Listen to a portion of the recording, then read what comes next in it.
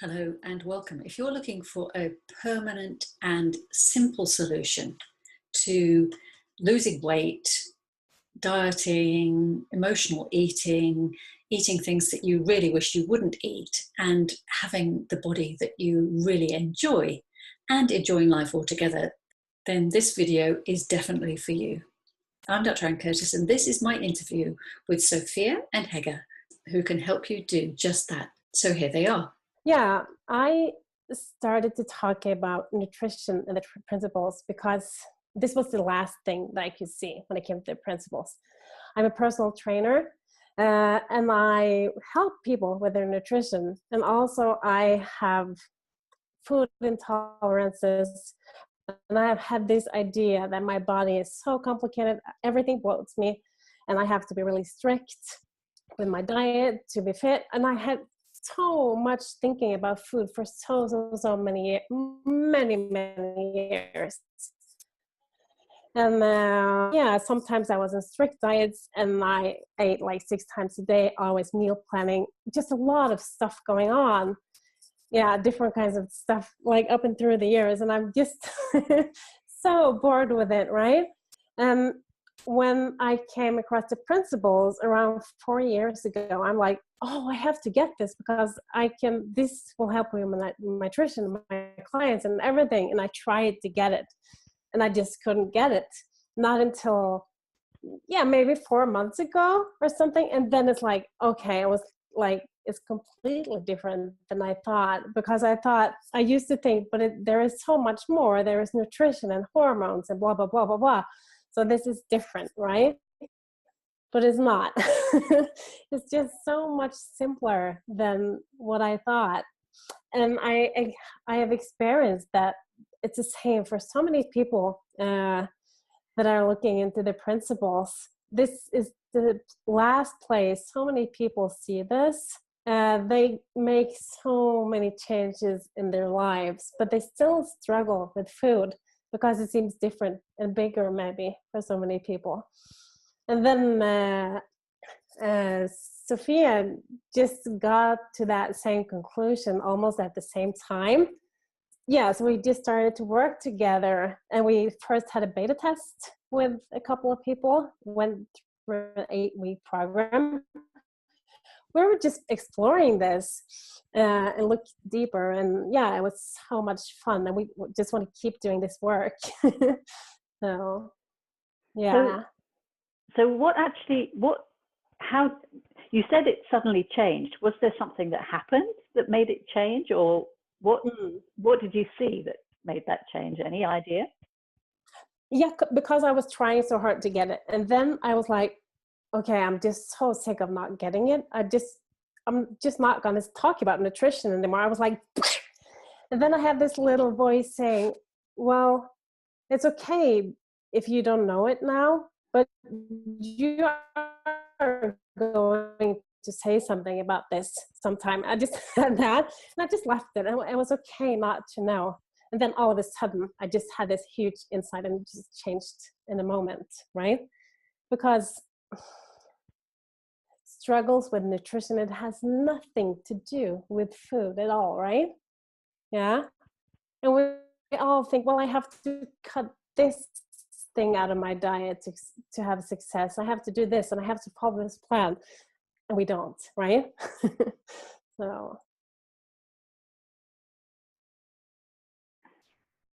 So yeah, so that makes a big difference, and it makes a big difference when you've seen it yourself, when you're working with other people. Yeah, really. Yeah. And it's a huge difference. It's so interesting when like for some people it's money, and some people it's food, and some people it's relationships, and you just can't see past it, and then all of a sudden you do. Yeah. It's so funny when that happens. It's like the harder you try, the more it gets hidden from you, right? So yeah. So Sophia, how about you? Hello. My internet's a bit unstable, So I think I might should I turn off my video just to see if that might help? Are you able to hear me? Yep. Yeah, okay, so maybe that might help a bit. Oh, it looks like full signal. It's going back and forth between full signal and lower signal. Yeah, I popped out for a second because my internet disconnected, but I'm back now.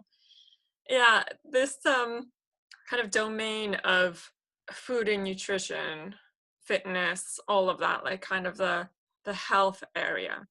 It's quite interesting because this is, as Hege said, one of the areas that people have the most difficulty in. And what I have noticed is any domain that we feel like a very kind of personal connection in the sense of our life and well-being depends on it, that's where the places that we see it like last pretty much.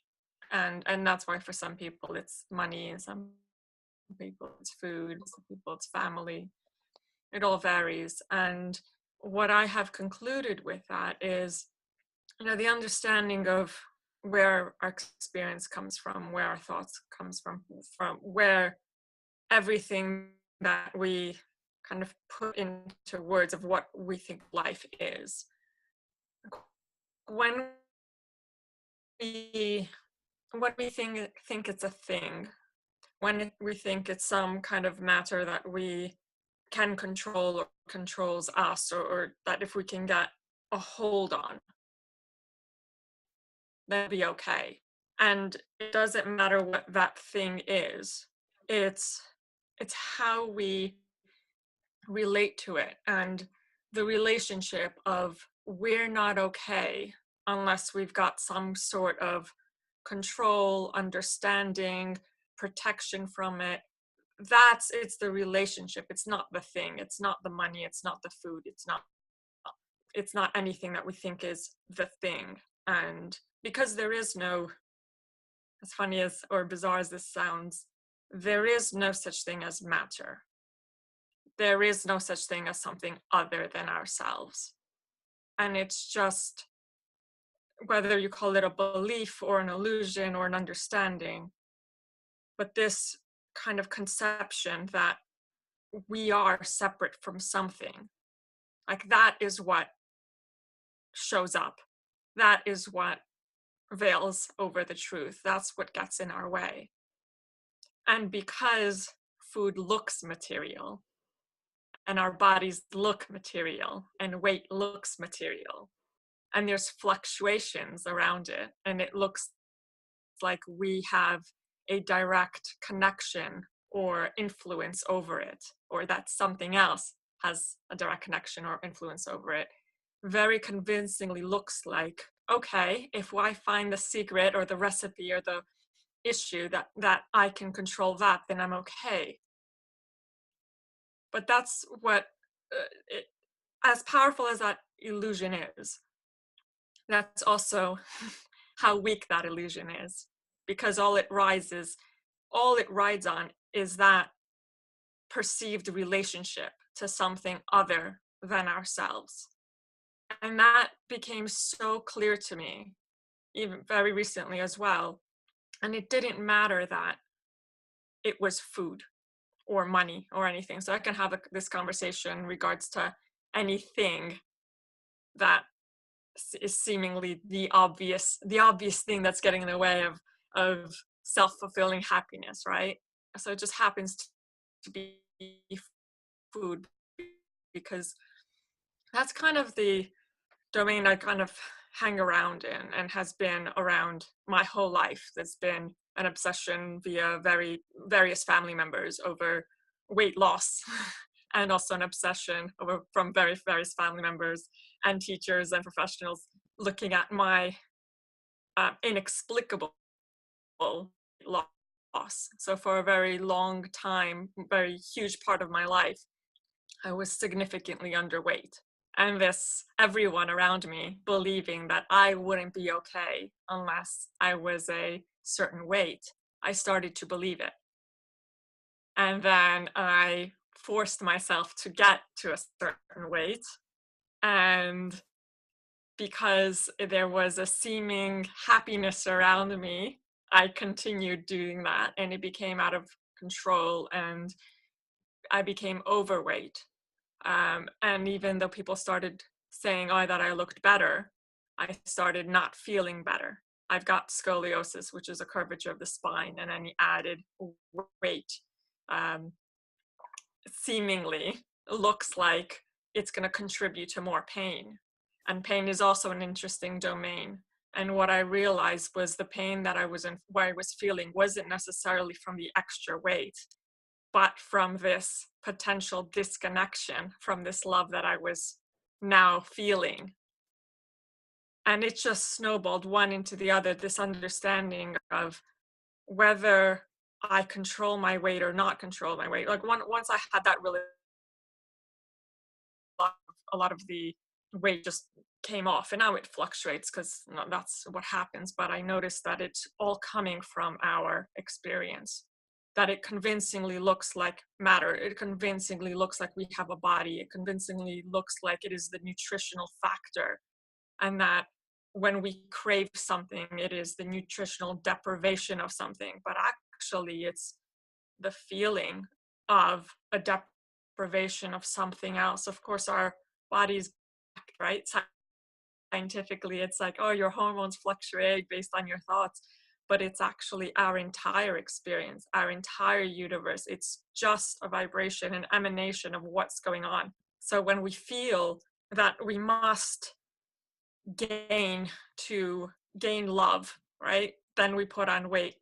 If we feel like we have to get rid of stuff, people tend to purge, people tend to stray away from it, do incredibly crazy, dangerous, potentially dangerous diets, although even not anything is truly dangerous because awareness kicks in.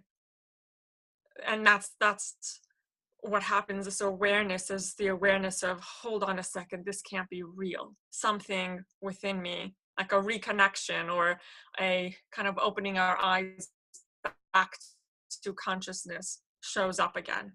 And we are not craving stuff anymore. And we are not separate from hunger anymore. There's a natural reaction of when it makes sense to eat, and when it makes sense not to eat, and when it makes sense to work out, and when it makes sense to slow down. So that became so obvious to me. And I now use it when I help people with nutrition, when I help people with athletics. So I'm also a Pilates instructor, which is actually very in line with the principles, because it goes back to how we naturally are and natural movement. And I'm also an athletics coach for endurance running. And I have challenged a lot of coaches, and especially within the England Athletics Club, where a lot of the technique-based stuff of you must do something this way so it can function properly.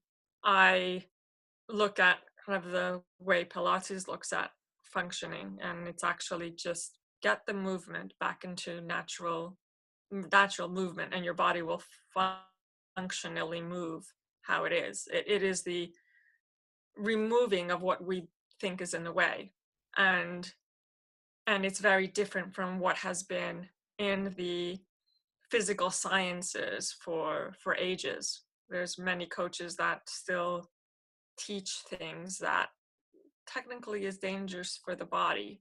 Now, what happens is when an athlete is in line with kind of the principles, whether they study the principles or not, but in line with actually what the principles stand for, they notice that movement isn't natural, and their body won't move the way the coach tells them. The same way where if we get a prescription from a doctor or a prescription from a nutritionist saying this is what you must eat and this is what you must do, there's an understanding at some point that something about this isn't right. And this is from humanity, when we woke up to the fact of, hey, it really looks like a sunrise and a sunset, but something about it isn't right. You know, it keeps moving around during the years, like the sun is setting and rising at different parts, like what's going on. And And in the northern and southern hemispheres, it doesn't fully set sometimes, and it doesn't fully rise sometimes. So we woke up to that. We say, okay, something's not right. Something doesn't look, it's not as convincing anymore. Something shows up. It's almost like recognizing the magic trick before kind of going and asking the magician what it is. It's just recognizing that something's up.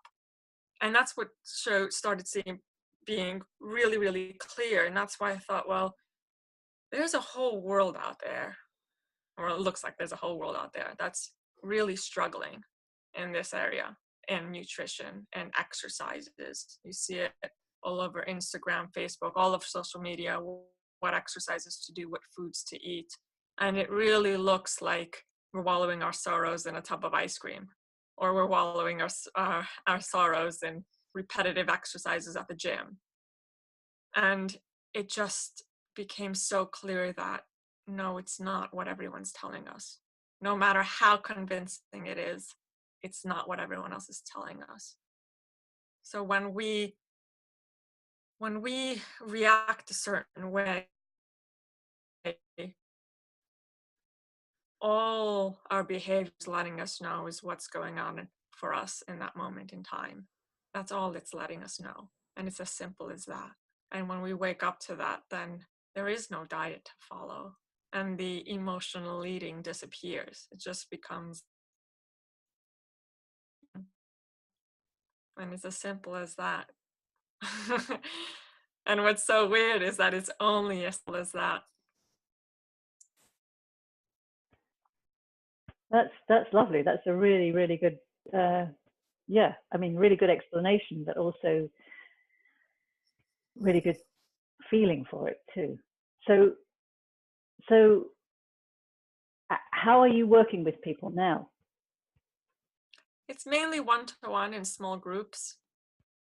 So we do sometimes Facebook groups. So we have a new program coming up, and it's going to be over the course of 8 weeks. We're going to do 4 fortnightly sessions. So a kind of webinar group coaching, and then a week to kind of ease back into life, and then coming back again. So we thought that space would be good for people to just take it out, take whatever they hear and test it out in the real world and see what it feels like, and then come back with it, and do that over a period of 2 months. So 4 fortnightly sessions, and then we'll have one-to-ones with everyone, and then a little support group in Facebook, so that people don't feel like they're kind of all alone, that they can come and ask us questions whenever. So we've got that. And then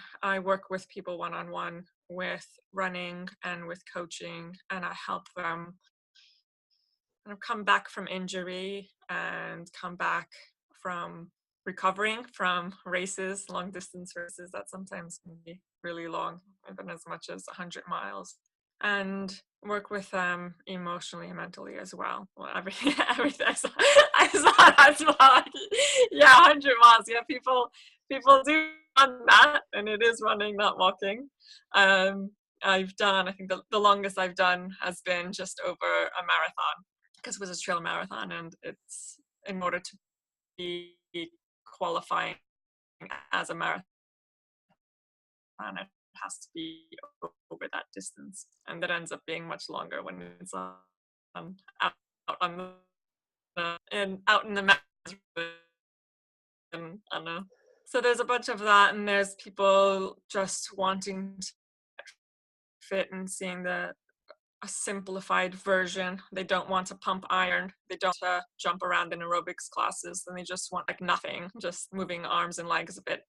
Can help align the body and reconnect the mind, and just bring back natural movement that we forget when we're sitting all day in a chair or in a car or on our phones. So I look to see the simplicity of it and try to take away rather than put in, and try to encourage people to see within themselves what they feel for themselves to be true, because that's what when they will experience it for themselves. Then they'll see the truth within experience, and they'll see that that's where it's all coming from. So it's nice, whether it's mental health, physical health, emotional health. It's all one true health. Yeah. So you said, or one of you said that you did a beta test was it for this program, for this same program that you did that? No, not exactly the same. That was also 8 weeks, but it was like every week. But it will be because it is the same topic. There is one topic, right? So it's just looking deeper and exploring. Yeah, it could be emotional eating. It could be addiction. It could be like shopping. It's all the same, right? So it's just exploring. So yeah, it is kind of the same program, but it's not as intense because it's every second week and just go out in the meantime and live your life, right? So yeah. And also they will get the one session with each of us during the program anytime they want. Great. That sounds amazing. And there is certainly, as you say, huge demand for, huge need. People are looking for, I mean, look at the amount of people who go on one diet after another diet after another diet, and they end up just putting on more and more and more weight eventually. And so, does anyone have any questions? There doesn't seem anyone here like to ask any questions or make any comments or? Yes, I'll just say thank you. It's been really interesting listening, but I feel like the new girl in the classroom, and when you're beginning to learn something but you don't quite get it and you're not really sure but you've got a taster of it. So I suppose where my mind is it's got this introduction from Anne today that I had, and then hearing what you're saying it's like I don't know how these two things understand it, because you're all talking about it because it's a language that you're familiar with. So when you say, oh well, it's the same as shopping or going to the gym, or like you all know, so it's like, so I can't quite make the link. Oh yeah, I'll give you an example. Yeah.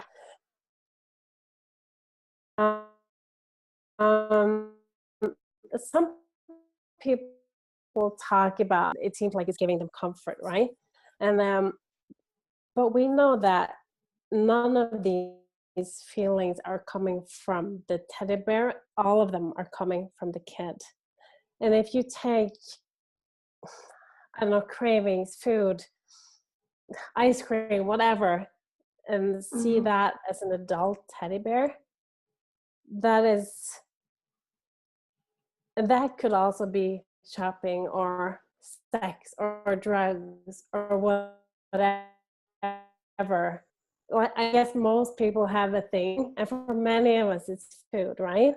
And it's not necessarily a big thing like depression. It's just feeling of busyness, overwhelm. Then we just try to calm down maybe by just doing something. And for many people that's eating something, right? Does that answer your question at all? Yeah, it's very helpful. Yeah.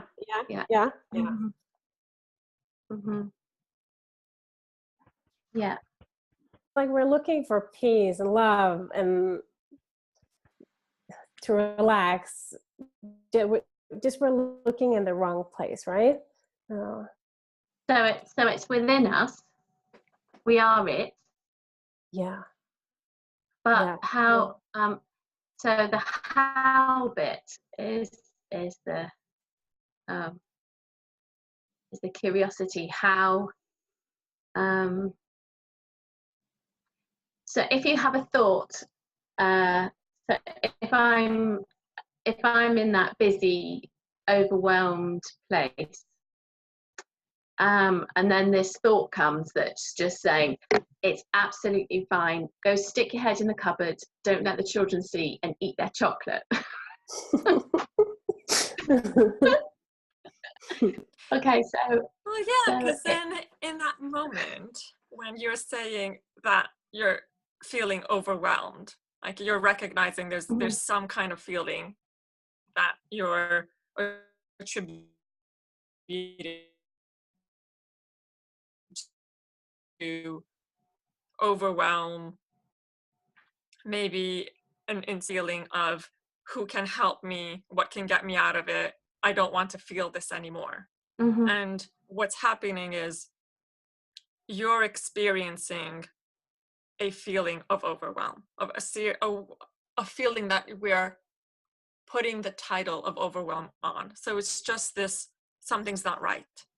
That's at the heart of it, something's not right. Or that, more likely, I'm not okay.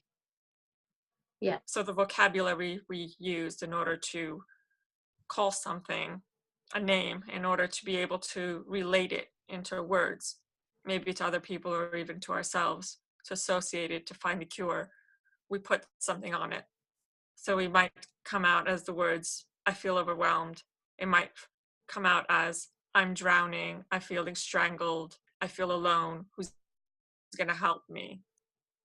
All it comes down to is a feeling of separateness.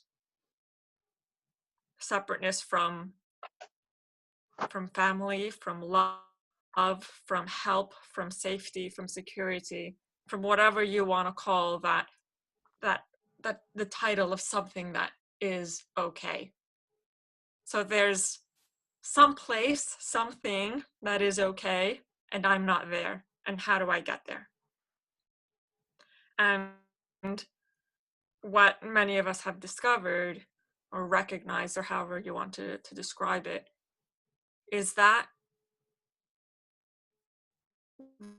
relationship, the relationship of being separate from something, that is the illusion. So that our feelings are real.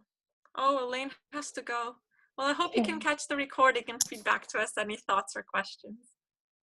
So coming back to Lee, so that the feeling that we're separate, the feeling is as real can be, because all we can call reality is our experience. We've got perception and sensation from a buzzing or reverberation or vibration, or however you want to call it. Just there's something that we then attribute pain, love, feeling, colors to it. There's something going on, and that feeling of the something, that's real. That's what we call experience, and everything was within our experience. That is awareness, that is consciousness. And within that, when we notice that, oh, all there is awareness, not necessarily like my awareness, not awareness of the self, or awareness that there is something, but pure awareness. And in pure awareness, there is nothing else. Like, we've never experienced anything other than awareness. And that is proof within our experience that there can be nothing separate or outside of experience, nothing separate from consciousness, nothing separate from awareness. But this illusion that there is a separateness, that there's something to go to, that the I now that I am feeling not okay will move to a location that's still within experience of me being okay. So where is that I? So where do you go from me, I not being okay, to me, I being okay? Like, it's the same, within the same awareness. So if we look at that logic, well, how can there be anything else that's other? And this is where sometimes we get caught up in it and think, well, what does that even mean? Kind of settling in and just noticing that we've never experienced anything other than awareness. Like, that is all there is. That's our proof of of perception. That's our proof of sensation.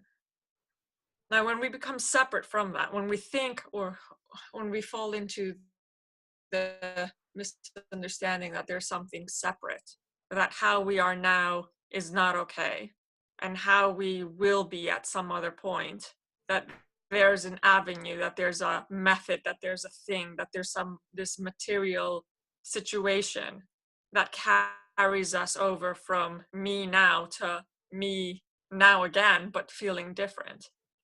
That it's that relationship, it's that misunderstanding that drives us to, well, what is it? What is the process? What is the thing? Is it the tub of ice cream? Is it the order of pizza? Is it going to do retail therapy? Is it to go to a spa to make us feel better? Is it a drug? So it's just that situational feeling of separateness. It's not even situational, it's just momentary lapse, a veiling, if you want to call it. And this is why it's so different, if it's so tricky to describe, because we have to go into like our own vocabulary of a concept in order to describe another concept. But it all boils down to feeling separate, feeling not okay, and feeling that there is something that will make us feel okay. And it's whatever in that moment shows up. And it might be something of food, or it might be something to purchase, or it's maybe somewhere to go. So some people spend a lot of effort trying to build up the funds to go on a holiday, because they think that will make them feel better. And some people spend all they can on the food that they believe makes them happy. And sometimes people spend their time or money with people that may think that they'll make them happy, or television, or anything. It's just in that moment what makes sense. I've been through moments of addiction to television, or addiction to shopping, or addiction to chasing the wrong people, and finding that I will be okay only in a certain situation, in a certain environment, in certain circumstances. Whether it's identifying with a job and a job title, and overworking and thinking that will bring me sanity. I love ice cream, chocolate ice cream, so I'll bring that up as a metaphor. And for a long time I thought that would make me happy. So it's just in that moment, it's just a lapse. It's just a believing the magic trick, believing that the sun really does set, believing that my happiness can only come from something else.